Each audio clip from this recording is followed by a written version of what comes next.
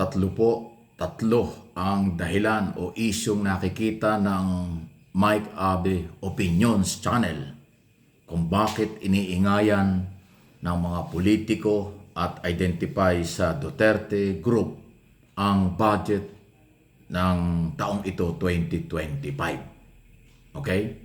Ano yung tatlong isyong yan? Una, for publicity kasi mag-eleksyon.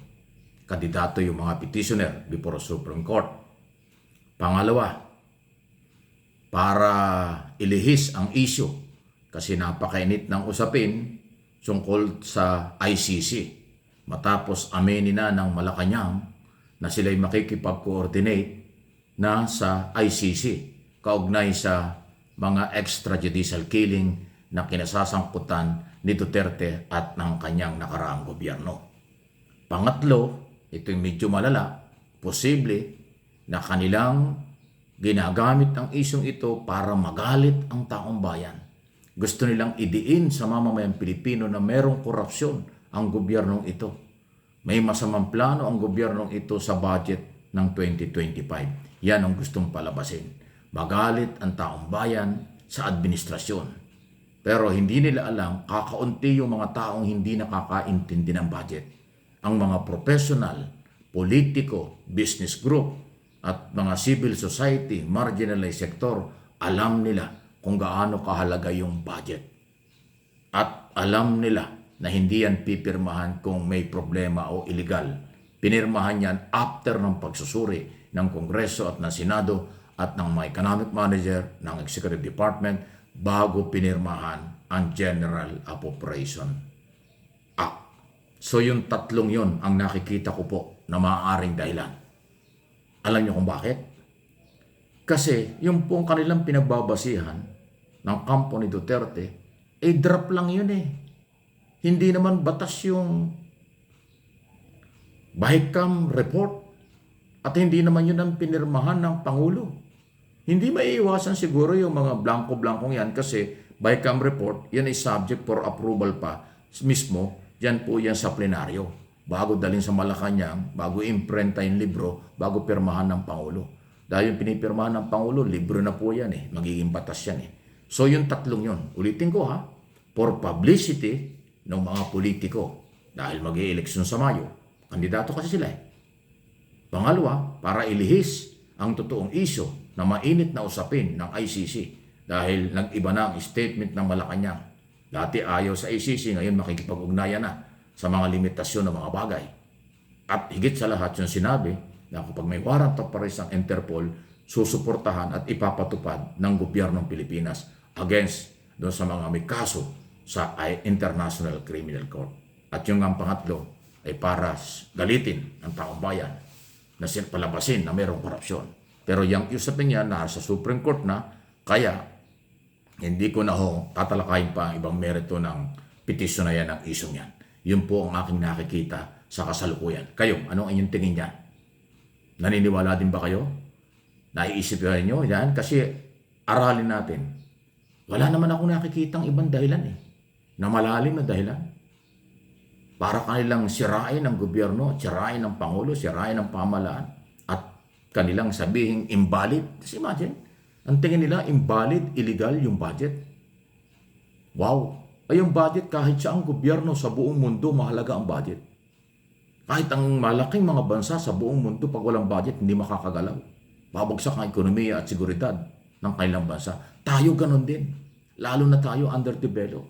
Yan tayo umaasa sa budget na yan taon-taon para sa mga infrastructure project. Pagpapagawa ng mga tulay, ng mga kalye, ng mga lahat ng public transport, mga airport, mga pantalan, pag-aaral ng mga bata, seguridad, sweldo, lahat-lahat business ng gobyerno. O di ba? Tapos sasabihin nila, invalid yung 2025 budget. Aba, paano uunlad tayo kung kayo mismo mga Pilipino ang sumisira sa ginagawa ng ating pamahalaan? Kaya yung tatlong yon, sa aking pong opinion, analysis, interpretation, yon ang kailan dahilan. Kasi mag-i-eleksyon sa Mayo. Yung mga nagpetisyon before Supreme Court, kandidato. Ang Duterte family, Duterte camp, may sariling kandidato sa local and national position. Di ba? At yung grupo nilang yan, sila din yung may mabibigat na kaso sa ICC. So kaya lutang na lutang yung tatlong issue na aking sinasabi dito sa aking channel at para makarating sa inyo. Kaya paki-like and share po ninyo para makarating sa iba ang usaping ito. Huwag tayong paninlang, huwag kayong paninlang.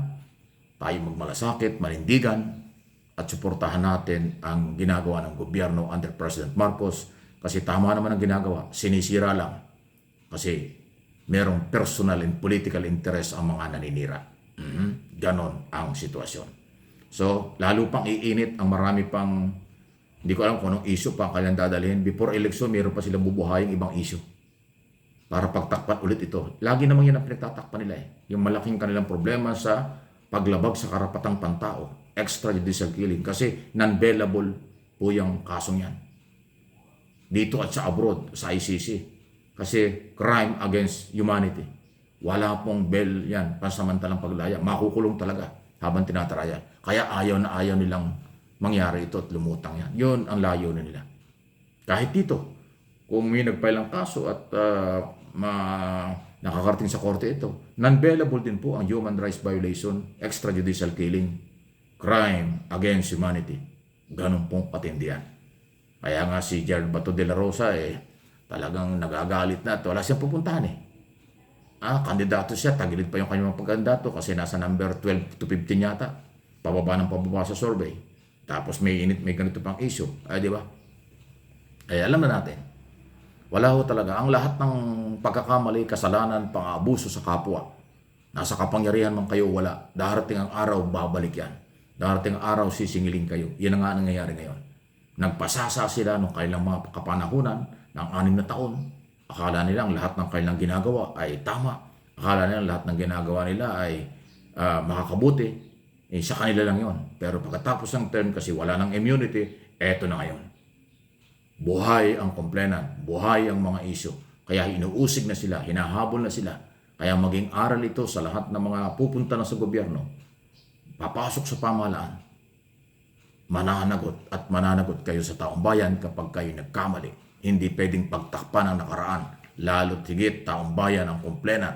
Sa issue ng human rights violation, taong bayan ang complainant. Di ba? Malinaw yan. Okay? Sa issue ng pangmulitika ninyo at eleksyon, taong bayan ang gagamitin nyo para sa pagboto. Pati sa inyong paninira para siraan ng gobyerno ito, taong bayan pa rin. Lahat mamamayan Pero mayroong hangganan ng lahat. Mananagot ang mga umaabuso. At ngayon, yung mga pang-aabuso ng nakaraan, hindi lang dahan-dahan, tuloy-tuloy, mabilis ang mga pangyayari, inuusig na sila. Dahil hindi ho talaga pwedeng pagtakpan yan sa magitan po ng fake news or kung anumang isyong kanilang tinatalakay. Ang complainant sa human rights violation, extrajudicial killing, mananatiling buhay at malakas sila kasi sila'y naghahanap ng katarungan. Please like, share ng video ito.